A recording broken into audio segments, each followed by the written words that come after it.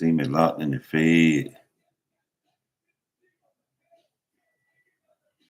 What up? What up? It's January 18th, 20, and the Atlanta Falcons just hired a new coach. So let's talk about it.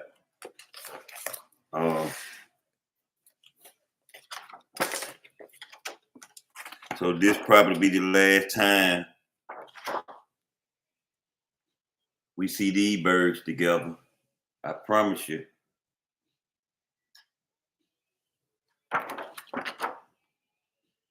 I would run it back with every one of them.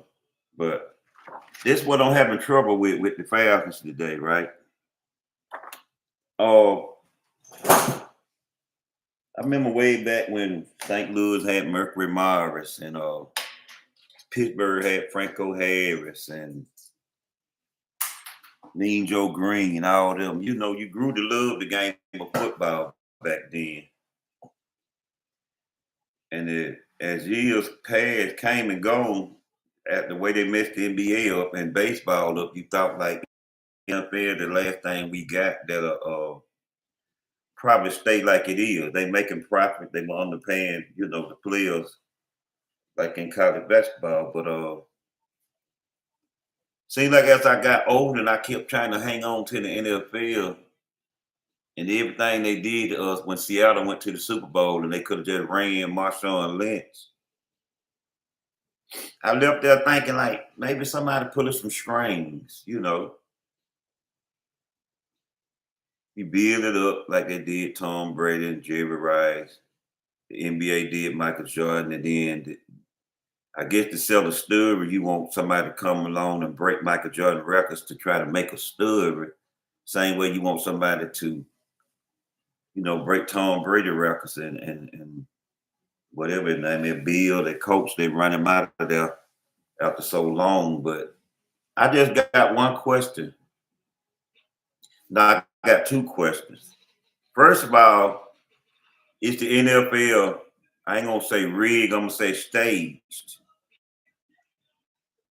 And what I mean by stage is the reason why they hire these coaches like they doing now, like you trying to keep everybody in a box and use these same coaches who know the undercover secrets of the NFL, who's supposed to win a game and if we sitting somewhere in a building, somebody controlling the gambling aspect of it and somebody controlling the street level aspect of it, and is the NFL splitting profit with the casinos?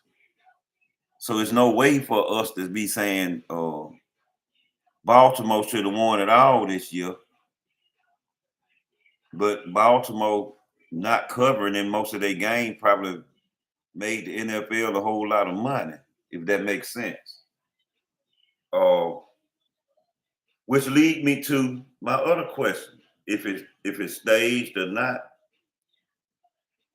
So that means the owners, which is 32 of them, they can hang together and they can plot and they can say this is what we need to happen. And you could tell another owner in his face, like, you're not getting no Super Bowl this year. This is about profit. And he said, oh, okay, I'm a billionaire. You think I'm worried about a trophy or who won a Super Bowl? So if you could agree on that, then you'll try to get the message of why it's people coaching high school, college. Even though I heard one time they were gonna let a baseball coach come and coach the NFL or something like that. But the NFL is so controlled to where the Falcons, when they finally let Arthur Blank in, they saying to him like, you don't really get to make no decision like that. Just let us show you how to do it. So let's say let's name 9,000 coaches in the world. But the NFL and the ESPN, they keep promoting this coach, like telling the Falcons on slide, you need to follow the script and get this Stefanski dude. Like the Falcons ain't got their own decision. Wait. Like, we might want them high. Lamar Jones, he coaching down in Colquitt County. We're gonna get Matt Ryan to show him how to just let him coach, let Matt Ryan handle all the back stuff. Because you hired Matt Ryan and you got people who've been in the front office and the back office for 20 and 30 years now learning the game. So you go and have Matt Ryan, you kind of saying like all that don't matter. We control this up here at top anyway. Matt Ryan ain't gonna make now decision. I guess that's what they saying. Yeah, I got the big head today, so I'm gonna talk about smack. I got the big head. So if you hire Matt Ryan, it's just like saying he ain't gonna make no decision. Somebody else back there gonna Buffalo Bill might be making the decision for us. I'm gonna send something out over there, and that's what you need to do. Don't worry about that. We're gonna cut your check at the end of the year. Don't worry about winning no Super Bowl in Atlanta. Just keep fooling your fans. Make a fool out your fans. They're gonna tailgate. They ain't got nothing else to do. Most of them poor. They want to get out the house. They know they're gonna run into people they ain't seen since high school and middle school at the game. Some of them ain't never been in a big old pretty building like that. And it feel good to finally say I made it. I get to go down to the Falcon game. Well, hey man, I'm gonna vote however you want me to vote. Ain't no loyalty and nothing no more. But I bring it up to say, man, we need to talk about it. It's an NFL a dirty game, and they don't really care about how the fans really feel because in their eyes, we ain't no real fans. The Cowboys got fans. Buffalo Bills got fans. Kansas City got fans. Some of them old school team, Cleveland, even them Cleveland Browns and Pittsburgh Steelers, they've been cheering for so long. They got real fans. So I think some kind of way you just got to make it work for them until somebody like a Jacksonville and Houston come up and the boy play so good till you start telling them like they could do in boxing, you need to fake a game. You listen at Tom Brady and Troy Aikman, they just keep throwing little hints while they come in the game, like they already know the outcome finna be. It'd be weird, like you watch this game, and we as black folks, not to lie, when we were growing up, just about every little kid in the project, we could throw football, play throw up tackle, and we be saying we're gonna go to the NFL and we're gonna do this for our family, we're gonna do this for our hood. So we locked in since little kids. We've been locked in since little kids. Like we gonna watch football and we gonna support football.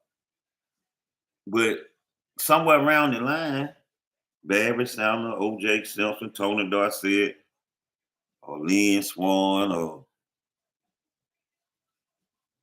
I ain't gonna call them Uncle Tom brother because I don't know where they come from, but they never made it back to the hoods like everybody used to say when we was little. Uh, we got a little dude, his daddy really, really come from Bankhead Coat with us, but maybe he don't over it or nothing. Like, just I'll show y'all little stuff we did in Little Dope Boy, take twos to a club, pay for them to get away, buy them a dance. I guess guys could say that's showing love, but Allen Iverson went his whole career trying to show love, and the media kept saying, "Don't do that, don't do that, don't do that. You're gonna go broke." Well, he just kept saying, "I'm gonna take you to the gambling house. I'm gonna take you to a strip club. I'm gonna take you to a poker game. We're gonna get a bunch of strippers in a mansion, like R. Kelly used to do in Atlanta." R. Kelly had a house up there. He come up here and throw some of the big old parties that people still ain't talked about right today. R. Kelly, he more than just Chicago. But let's open up the discussion. If you feel like the Falcons didn't really have no choice but to hire him because they don't really run the Falcons, the NFL run the Falcons, they need to put him right there. So let's say Vegas get up and they take in all the vets in the morning. If 90 million people done pick the Falcons to beat Carolina, then I guess the NFL go out there and let Carolina beat the Falcons 31-0. It got to make some sense. Because the Falcons, if it was going to be 31-0, they should even went out there that day. Like I was just saying that team be up 28-3 when the Falcons went to the Super Bowl. Somebody had to be pulling the screen because Green just forgot how to play football after you already done got up to 28. Just keep doing what you were doing to get to 28. But when you start doing other stuff, you were like, see, Matt Ryan got that job. So when you blow that Super Bowl, is that your reward? I'm just asking. I'm just asking. Man, hello, man. He just loves football. He just wants to win. But I know some high in the man. Could have did what Raheem Morris and Kevin Stefanski did up at Cleveland. And see, in order to control the game, you got to have those kind of coaches that'll come in and say, no matter how good this black boy is, I'm not going to let him be too good to where he be the face of the league.